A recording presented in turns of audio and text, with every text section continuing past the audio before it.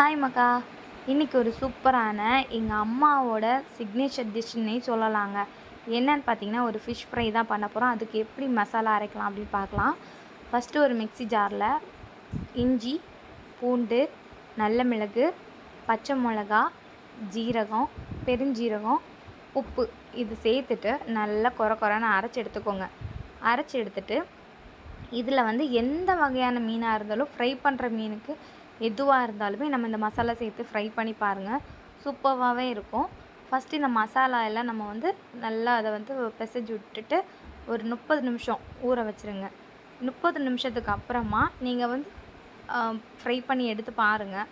நிஜமாக சொல்கிறேன், ரொம்ப டேஸ்ட்டாக இருக்கும். இது ரொம்ப நிறைய வேலை இருக்குது அப்படிலாம் எதுவுமே கிடையாது. ஒரு நல்லா போனால் அந்த அரைக்கிறதுக்கும் அந்த ஊற வைக்கிறதுக்கான வேலை மட்டும்தான். ஃப்ரை பண்ணி எடுத்துகிட்டு நீங்கள் ரசம் வச்சு சாப்பிட்டு பாருங்கள், சூப்பராக இருக்கும் சாப்பாடு கூட. எனக்கு ரொம்பவே பிடிச்சிருந்துச்சு. அடிக்கடி எங்கள் அம்மா பண்ணுறதுனால எனக்கு அது பிடிக்கும். அப்படிங்கிறதுனால நான் அடிக்கடி இதை ட்ரை பண்ணுவேன். மறக்காமல் உங்களுக்கு பிடிச்சிருந்துச்சுன்னா லைக் பண்ணுங்கள், ஷேர் பண்ணுங்கள், கமெண்ட் பண்ணுங்கள். பாய்.